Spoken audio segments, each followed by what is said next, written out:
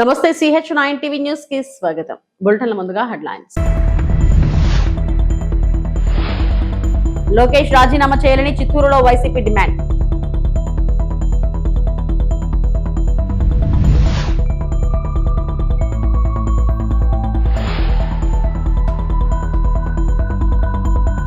Territorial ఆర్మీపై రాజ్నాథ్ సింగ్ కీలక సమీక్ష.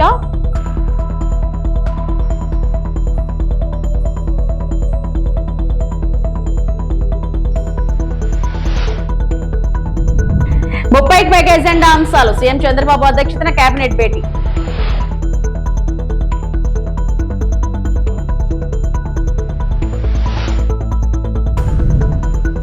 విజయవాడ దుర్గమ్మను దర్శించుకున్న కేజీకే చిత్ర బృందం.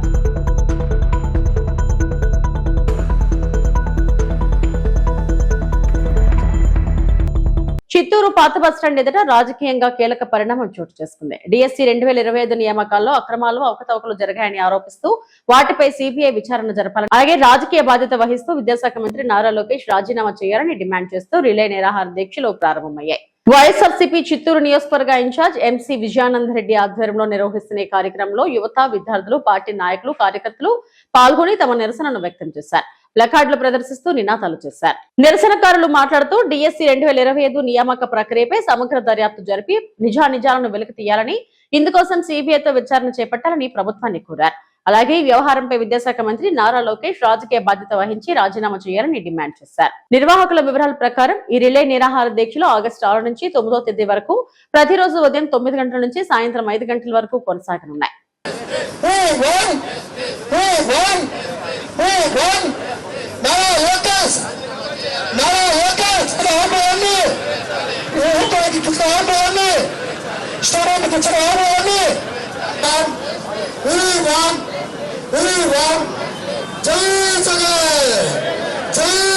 విధాల పోరాట పడాలని మనకు జగనన్న ఉన్నారు, చిత్తూరులో మనకు విఎన్ఆర్లో ఉన్నారు.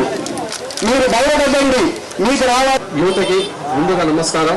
ఈ వేదిక అలంకరించిన విజయరెడ్డి గారికి ధన్యవాదాలు తెలుపుతున్నా. చిత్తూరు ప్రభుత్వం ఇప్పుడు గడిచిన ఎలాంటి హామీలు నెరవేర్చకుండా రోజు రోజు దిగజాయిస్తున్న బీసీలంటే వెన్నపోటు చెప్పిన జగన్మోహన్ రెడ్డి గారు ఇప్పటికే ఇంకా రాబోయే కాలంలో 2 సంవత్సరాలు మీరు చెప్పేది ఒకటి, ఇలాంటి నాయకులు ఉన్న రాష్ట్రంలో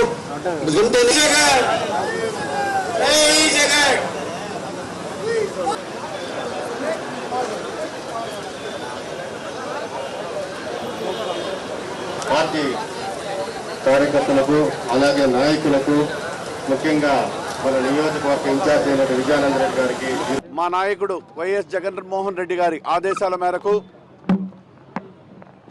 జంజీలో భాగంగా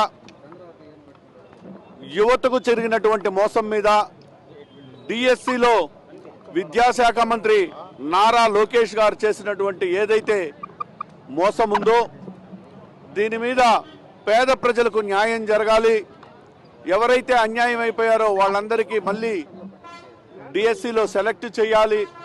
లేని పక్షంలో సిబిఐ ఎంక్వైరీ వేసి, లేదు ఒక సిట్టింగ్ జడ్జి ద్వారా ఎంక్వైరీ వేసి విచారణ చేయాలి అని ఈ కార్యక్రమాన్ని 6, 7, 8, 9 4 రోజులు నిరాహార దీక్ష కార్యక్రమం చేయడం జరుగుతుంది. దాని తరువాత 5వ రోజు భారీ స్థాయిలో యువకులు, విద్యార్థులు, అదేవిధంగా నాయకుల ఆధ్వర్యంలో భారీ స్థాయిలో నిరసనలు, ర్యాలీలు జరపమని మా నాయకులు ఆదేశాలు ఇచ్చారు. మా నాయకుల ఆదేశాల మేరకు ఈ కార్యక్రమంని చాలా గొప్పగా నిర్వహించడానికి యువత కూడా సంసిద్ధంగా ఉన్నారు. కాబట్టి ఈరోజు మొదటి రోజు ఇప్పుడే ప్రారంభమైంది. ఏదైతే చెప్పారో చెప్పిన హామీల్లో భాగంగా సూపర్ 6లో భాగంగా యువతకు నిరుద్యోగ భృతి 3,000 రూపాయలు ఇస్తానన్నారు. 3,000 రూపాయలు కాదు కదా, 3 రూపాయలు కూడా ఇంతవరకు ఏ యువతకు కూడా ఇవ్వలేదు. ఒక్కొక్క యువతకు 27 మాసాలకు గాను 3,000 రూపాయలు చొప్పున అందరికీ కూడా ఈరోజు ఈ కూటమి ప్రభుత్వం అప్పు ఉంది. ఈ డబ్బులు కూడా యువతకు చెల్లించేంత వరకు దీని మీద కూడా పోరాటం చేయడానికి మేమందరం విద్యార్థులని, యువకులని ముందు పెట్టి మేము వెనక నుంచి ఈ ఉద్యమాన్ని ఉధృతం చేస్తూ దినదినంగా ఉధృతం చేసుకుంటూ పోతూ ప్రభుత్వం మెడలు వంచి వాళ్లకు న్యాయం జరిగేంత వరకు మేము పోరాడుతాం. లేని పక్షంలో, వాళ్ళు చేయని పక్షంలో వాళ్ళు వెంటనే రాజీనామాలు చేయాలి. భవిష్యత్తులో జగన్మోహన్ రెడ్డి గారు ముఖ్యమంత్రి అయితే యువతకు పెద్దపీట వేసి యువత ఏదైతే ఆశిస్తాదో వాళ్ళ కోరికలు ఖచ్చితంగా నెరవేర్చే విధంగా కూడా పరిపాలన సాగుతుందని కూడా మీ ద్వారా యువతకు అందరికి కూడా పల్లెటూరులాగా మారిపోతుంది. అదే విధంగా మనం రాష్ట్ర స్థాయిలో చేస్తే ఉద్యోగాలు లేదు, నిరుద్యోగ వృత్తి లేదు. డిఎస్సి నియామకాలు కానీ ఒకసారి చూసినట్లయితే స్పోర్ట్స్ కోట ఇది ఖోఖో ఆడతాం, కబడ్డీ ఆడతాం, ఉద్యోగం తీసుకోండి గ్రామ స్థాయిలో అని టీడీపీ వాళ్ళకి ఎవరికైతే కావాలో వారి వరకు జీవో రిలీజ్ చేసి ఇష్టానుసారంగా డిఎస్సిలో జాబ్స్ ఇచ్చారు. మనం ఎక్కడన్నా ఒక ఎగ్జామ్ పెడితే దానికి ఒక మెరిట్ లిస్ట్ ఉంటుంది, దానికి ఒక రోస్టర్ ఫామ్ ఉంటుంది. కలెక్టరేట్లో ఆ మెరిట్ లిస్ట్ డిస్ప్లే చేస్తారు. డిస్ప్లే చేసి పలానోళ్ళకి ఉద్యోగం వచ్చింది, పలానోళ్ళకి ఉద్యోగం లేదంటారు. కానీ ప్రపంచ చరిత్రలో ఎక్కడా లేని విధంగా ఒక మెరిట్ లిస్ట్ లేదు, ఒక రోస్టర్ ఫామ్ లేదు, ఏమీ లేకుండా మా ఇష్టం వచ్చిన వాళ్ళకి స్పోర్ట్స్ కోటా అని 3% రిజర్వేషన్ పెట్టి ఎగ్జామ్ లేకుండా ఉద్యోగాలు చేసిన దాదాపు ఈయన గిన్నీస్ బుక్ రికార్డు ఎక్కాలి నారా లోకేష్ గారు. వీటన్నిటి అన్నమయ్య జిల్లా పొంగునూరులో దగా డిఎస్సి నిరుద్యోగ భృతి ఫీజు రియంబర్స్మెంట్ పై వైసీపీ విద్యార్థి విభాగం చేపట్టిన రిలే నిరాహార దీక్షలకు ఎమ్మెల్యే పెద్దిరెడ్డి రామచంద్రారెడ్డి సంఘీభావం తెలిపారు. పొంగునూరు పట్టణంలో వైసీపీ చేపట్టిన రిలే నిరాహార దీక్షకు మాజీ మంత్రి పెద్దిరెడ్డి రామచంద్రారెడ్డి గురువారం ఉదయం సంఘీభావం తెలిపారు. ఈ సందర్భంగా ఎమ్మెల్యే పెద్దిరెడ్డి రామచంద్రారెడ్డి మాట్లాడుతూ మెగా డిఎస్సి నియామకాల్లో అవకతవకలు జరిగాయని ఆరోపించారు. దగా డిఎస్సిపై సిబిఐ విచారణ జరిపించాలని డిమాండ్ చేశారు. కేంద్ర విద్యాశాఖ మంత్రిపై నీట్ పేపర్ లీకేజ్ నేపథ్యంలో ఆరోపణలు రావడంతో ఆయన రాజీనామా చేశారని అన్నారు. రాష్ట్రంలో కూటమి ప్రభుత్వంలో ఉన్న విద్యాశాఖ మంత్రి నారా లోకేష్ రాజీనామా చేయాలని బీజేపీ నాయకులు డిమాండ్ చేయాలన్నారు. తప్పుడు స్పోర్ట్స్ కోటాలో డిఎస్సి ఉద్యోగాలు పొందిన వారిపై విచారణ జరిపించాలని కోరారు. అలాగే ముఖ్యమంత్రి చంద్రబాబు నాయుడు తన కొడుకుపై వచ్చిన ఆరోపణలపై సిబిఐ ఎంక్వైరీ చేయించి నిజాయితీని నిరూపించుకోవాలని కోరారు. ఈ కార్యక్రమంలో మాజీ ఎంపీ ఎన్ రెడ్డప్ప, మాజీ ఎంపీ ఎన్ రెడ్డప్ప, వైసీపీ నియోజకవర్గ పరిశీలకుడు జింకా చలపతి, వైసీపీ విద్యార్థి విభాగం రీజనల్ కోఆర్డినేటర్ హేమంత్ కుమార్ రెడ్డి, వైసీపీ విద్యార్థి భాగమ రాష్ట్ర ఉపాధ్యక్షుడు కళ్యాణ్ భరత్ తదితరులు పాల్గొన్నారు. వాళ్ళు పెద్ద ఎత్తున ఎన్నికల ముందు ప్రచారం చేసుకొని యువతీ యువకుల ఓట్లన్నీ కూడా దండుకున్నారు. మెగా డిఎస్సి పెడతామని. మెగా డిఎస్సి కేవలం 16,000 మందికి ఈ డిఎస్సి ఎగ్జామ్స్ నిర్వహించారు. ఈ పరీక్షలు నిర్వహిస్తే ఆ 16,000 సెలక్షన్ కోసం దాంట్లో చాలా అవకతవకలు జరిగాయి. రెండోసారి కూడా మళ్ళా దాన్ని నిర్వహించారు. మరి నిర్వహించిన తర్వాత విద్యార్థులందరూ కూడా నిరాశ నిస్పృహలకు లోనయ్యే పరిస్థితి లోకేష్ శాఖకు మంత్రిగా, విద్యాశాఖ మంత్రిగా చేయడం జరిగింది. కేవలం అతనికి కావాల్సిన వ్యక్తులకు, కొన్ని కులాలకు సంబంధించిన వారికి, వారి పార్టీలకు సంబంధించిన వారికి, కూటమి పార్టీల్లో ఉన్న వ్యక్తులకు అందరికీ కూడా ఎగ్జామ్ రాయకపోయినా ఈ డిఎస్సిలో సెలెక్షన్ చేసి వాళ్ళందరినీ కూడా ఉపాధ్యాయులుగా నియమించడం జరిగింది. మరి ఇంత పెద్ద ఎత్తున అవకతవకలు జరిగితే వాలంటరీగా లోకేష్ ముందుకొచ్చి నేను ఇది తప్పు జరిగింది, రిజైన్ చేస్తూ ఉన్నాను, మరి నా సచీలత సాధుకుంటా ఉన్నానని చెప్పే మొదలు దాని గురించి ఏమాత్రం కూడా అతను మాట్లాడడం లేదు, లేదా తప్పు జరిగినట్టు ఒప్పుకోవడం లేదు, లేదా ఏది కూడా మాట్లాడకుండా చేస్తూ ఉన్నారు. మరి అదే కేంద్రంలో తప్పు జరిగితే నైతిక బాధ్యత వహించి కేంద్ర మంత్రి, విద్యాశాఖ మంత్రి రాజీనామా చేసిన పరిస్థితి మనం చూసాం. మరి ఆ విధంగానే ఈరోజు రాష్ట్ర వ్యాప్తంగా వైఎస్ఆర్ కాంగ్రెస్ పార్టీ ఆధ్వర్యంలో ఎవరైతే యువకులు, నిరుద్యోగులంతా ఉన్నారో వారు, అదేవిధంగా ఈ డిఎస్సిలో రాసి విఫలమైన వ్యక్తులు, చాలా బాగా ఎగ్జామ్ రాసా కూడా మాకు ఉద్యోగాలు రాలేదని నిరాశ నిస్పృహలో ఉన్న వారు అందరూ కూడా కలిసి రాష్ట్రంలో నిరుద్యోగ యువత ఎవరైతే నిరుద్యోగ భృతి ఇస్తారన్నారో 3,000 రూపాయలు ఇవ్వలేదు, ఇవన్నీ కూడా కలిపి ఈరోజు యువత ఆధ్వర్యంలో వైఎస్ఆర్ కాంగ్రెస్ పార్టీ ఈ కార్యక్రమాన్ని చేపట్టింది. ఈరోజు 6వ తేదీ రాష్ట్ర వ్యాప్తంగా రిలే నిరాహార దీక్షలు మొదలైనాయి.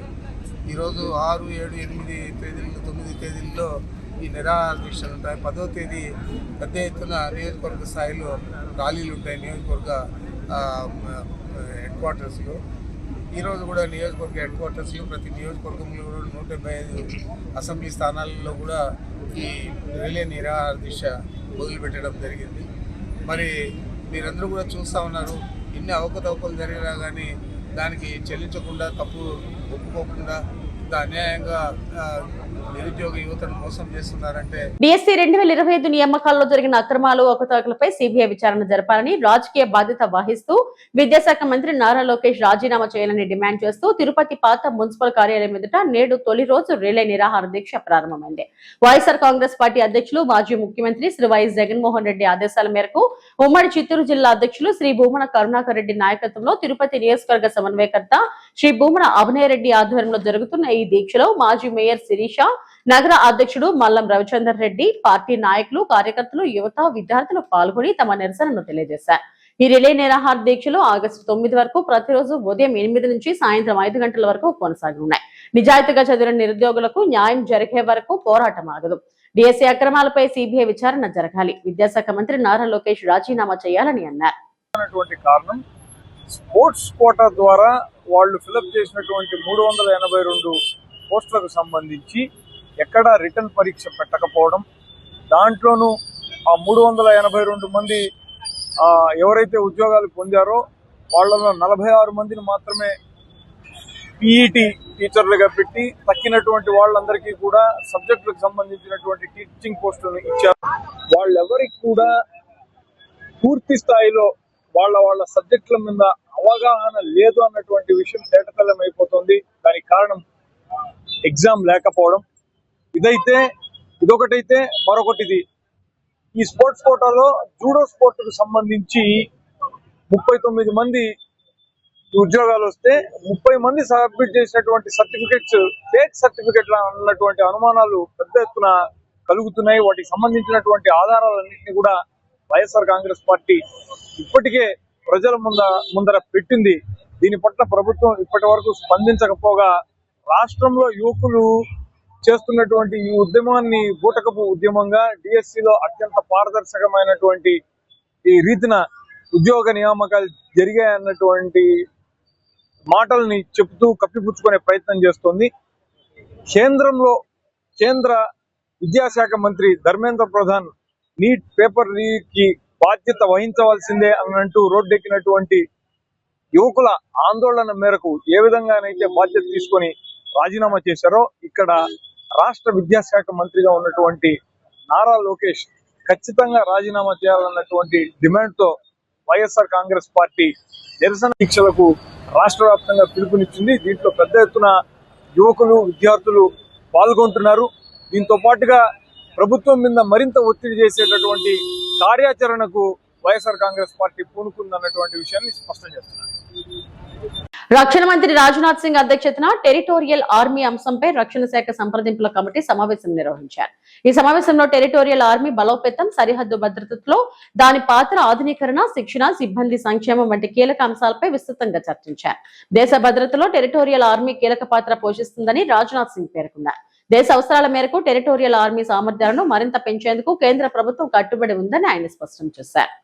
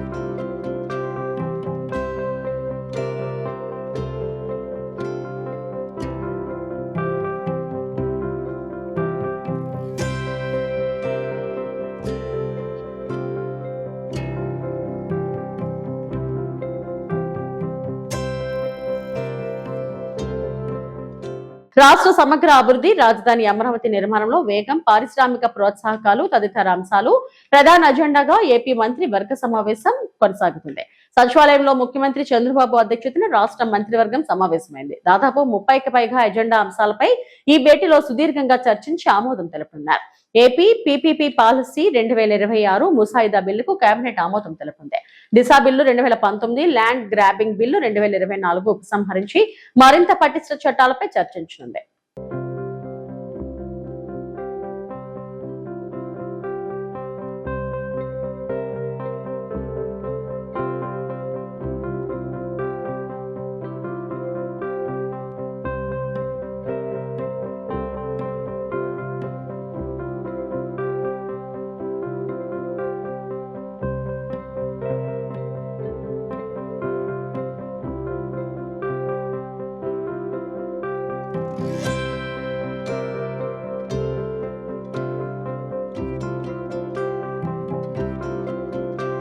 టీడీపీ అంటే తెలుగు దుశ్శాసన పార్టీ అని మండిపడ్డారు వైఎస్ఆర్సీపీ ఎమ్మెల్సీ వరద కళ్యాణి. ఒక మహిళను టీడీపీ మంత్రి వేధించడం దారుణం.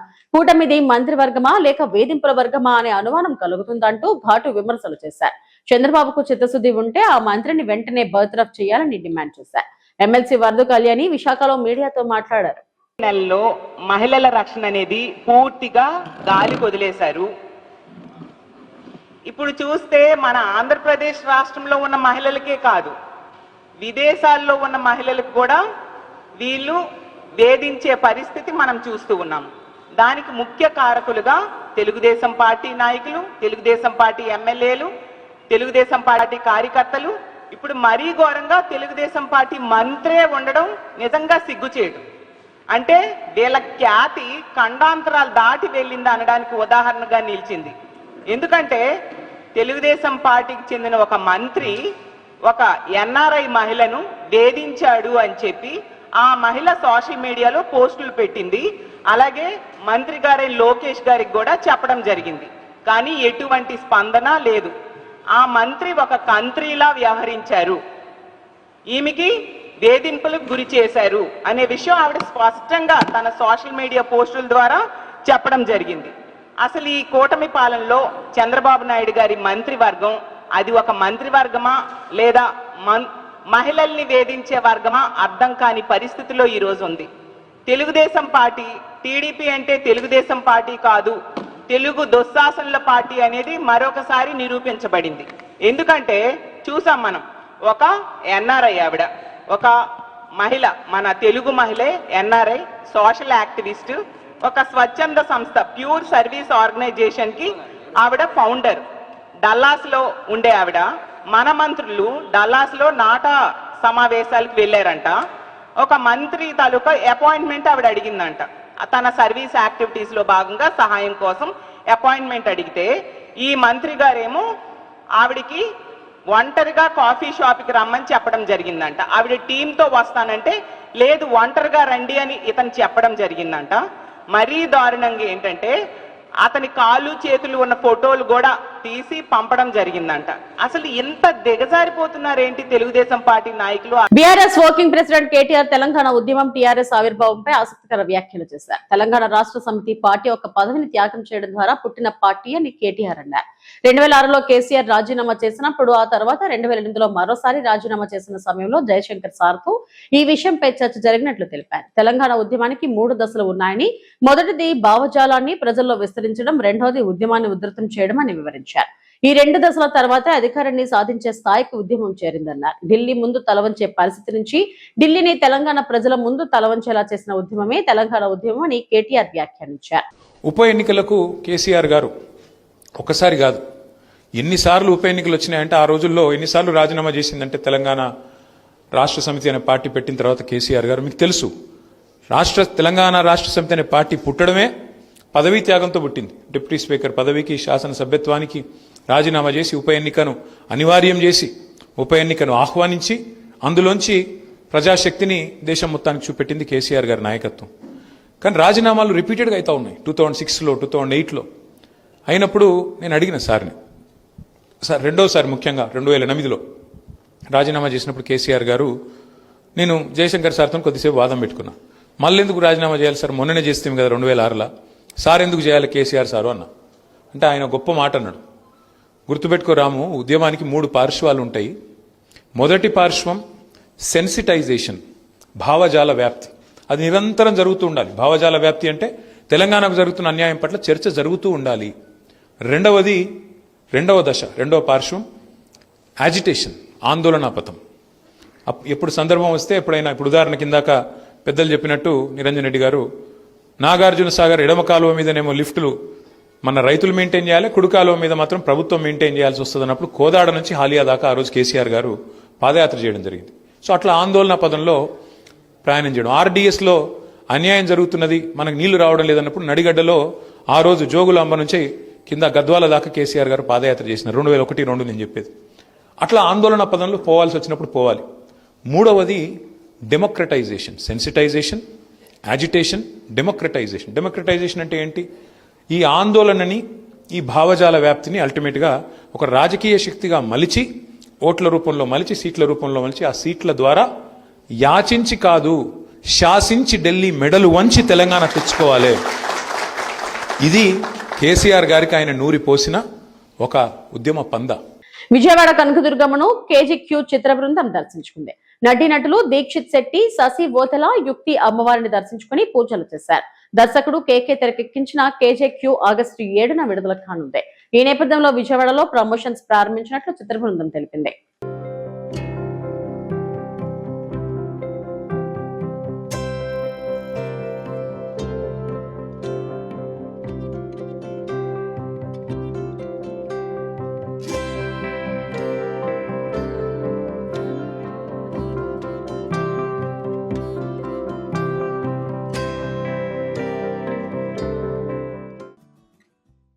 రేపు మా సినిమా రిలీజ్ అయిపోతుంది, కేజీక్యూ సినిమా రిలీజ్ అవుతుంది. సో అందుకే అమ్మవారి గుడికి వచ్చి బ్లెస్సింగ్స్ తీసుకొని వెళ్దామని మొత్తం కేజీక్యూ టీం వచ్చాం. సో రేపు సినిమా రిలీజ్ అవుతుంది, మీరందరూ చూడండి, మీకు ఖచ్చితంగా సినిమా నచ్చుతుంది. Thank you so much. Cinema is releasing tomorrow, KJQ, 7th of August. So we have just come to the temple to take the blessings of Ma Durga. Tell everyone to just watch our film. We have made this film with so much hard work. మనందరికీ తెలిసినట్టే అమ్మవారు చాలా powerful అని మనందరికీ తెలుసు. So ఎన్ని రోజులు కష్టపడి చేసిన సినిమా రేపు మీ తెలుగు ప్రేక్షకుల ముందుకు రాబోతుంది. సో మేము పడిన కష్టానికి ఫలితం దక్కాలని చెప్పి అమ్మవారి దగ్గర బ్లెస్సింగ్స్ తీసుకోవడానికి వచ్చాం. సో నాకు తెలిసి రేపు ఈ సినిమాని జనాలు చూసి ఆదరిస్తారని మనస్ఫూర్తిగా కోరుకుంటున్నాను. డిఎస్సీ అక్రమాలపై నైతిక బాధ్యత వహిస్తూ రాష్ట్ర విద్యాశాఖ మంత్రి నారా లోకేష్ రాజీనామా చేయాలని మాజీ డిప్యూటీ సీఎం బూడి ముత్యాల నాయుడు డిమాండ్ చేశారు. అనకాపల్లి జిల్లా మాడుగులలో ఏపీ జెన్ జెడ్వార్ డిఎస్సీ అభ్యర్థుల రిలే నిరాహార దీక్షలకు వైఎస్ఆర్సీపీ తమ మద్దతు తెలిపింది. ఆ పార్టీ శ్రీకాకుళం మన్యం జిల్లాల కోఆర్డినేటర్ బూడి ముత్యాల నాయుడు, ఆ పార్టీ రాష్ట్ర మహిళా విభాగం zone 1 working president Eerle Anuradha దీక్షా శిబిరాన్ని ప్రారంభించి అభ్యర్థులకు పూలదండ వేసి తమ సంఘీభావం ప్రకటించారు. ఈ సందర్భంగా ముత్యాల నాయుడు మాట్లాడుతూ ఎన్నికల ముందు నిరుద్యోగులకు హామీలు ఇచ్చి అధికారంలోకి వచ్చిన తర్వాత వారికి మొండి చేయి చూపించారని, కూటమి ప్రభుత్వం సూపర్ 6 పేరుతో అమాయక ప్రజలను బూటకప్పు వాగ్దానాలతో మోసం చేసిందని ఘాటుగా విమర్శించారు. రాష్ట్ర అధ్యక్షులు మాజీ ముఖ్యమంత్రి వైఎస్ జగన్మోహన్ రెడ్డి గారి తాలూకా ఆదేశాల మేరకు ప్రతి నియోజకవర్గంలో, రాష్ట్రంలో ఉన్నటువంటి ప్రతి నియోజకవర్గంలో 6, 7, 8, 9 తారీఖుల్లో ఏదైతే ఈ రాష్ట్రంలో డిఎస్సీలో జరిగినటువంటి అవతారాలు ఏవైతే ఉన్నాయో వాటన్నిటి మీద కూడా సిబిఐ ఎంక్వైరీ జరగాలని, అలాగే తక్షణమే కేంద్ర విద్యాశాఖ మంత్రి గారు ఏ విధంగా అయితే నైతిక బాధ్యత వహిస్తూ రాజీనామా చేశారో అదేవిధంగా ఆంధ్రప్రదేశ్ విద్యాశాఖ మంత్రి నారా లోకేష్ గారు కూడా అదేవిధంగా తక్షణం రాజీనామా చేయాలనేటువంటి దాని మీద, అలాగే ఈ కూటమి ప్రభుత్వం అధికారంలోకి వచ్చిన తర్వాత డిగ్రీ చేసుకునేటువంటి ప్రతి ఒక్కరికి కూడా ఉద్యోగ అవకాశాలు కల్పిస్తామని చెప్పారు. ఉద్యోగ అవకాశాలు రాలేకపోతే ప్రతి నెల కూడా 3,000 రూపాయలు నిరుద్యోగ గుర్తిస్తామని చెప్పి నిరుద్యోగ యువకులందరికీ కూడా ఎన్నికల మేనిఫెస్టోలో హామీ ఇచ్చారు. రాష్ట్రంలో కూటమి పాలన వచ్చిన తర్వాత నేటి వరకు కూడా ఏ ఒక్క విద్యార్థికి కూడా నిరుద్యోగ భృతి ఇచ్చినటువంటి పరిస్థితులు కానరాలేదు. ఇప్పటికే 26 మాసాలు పూర్తయింది. 26 మాసాలకి కూడా డిగ్రీ పూర్తి చేసుకొని ఉన్నటువంటి ప్రతి విద్యార్థికి కూడా నిరుద్యోగ భృతి కింద 3,000 రూపాయలు చెల్లించాలని అనుకుంటే ఇంచుమించుగా ఒక్కొక్క విద్యార్థికి 78,000 రూపాయలని చెల్లించేటువంటి బాధ్యత ఈ కూటమి పాలకుల మీద ఉంది. మరి తక్షణమే ఏదైతే డిగ్రీ పూర్తి చేసుకుని నిరుద్యోగులుగా ఉన్నటువంటి విద్యార్థులకి ఈ 78,000 రూపాయలు కూడా తక్షణమే చెల్లించి ఇక మీద కూడా ప్రతి నెల కూడా 3,000 రూపాయలు వారికి ఇవ్వాలనేటువంటి కార్యక్రమం చేపట్టాలని చెప్పి అదొకటి. అలాగే పిల్లలు చదువుకునేటువంటి ఈ ఫీజు రియంబర్స్మెంట్ బకాయిలు ఏవైతే ఉన్నాయో అవి చెల్లించకపోవడం వలన మరి ఏవైతే ప్రైవేట్ కాలేజీలు ఉన్న వారందరూ కూడా విద్యార్థులకి టీసీ సర్టిఫికేట్ ఇచ్చేటువంటి పరిస్థితి కానరావట్లేదు.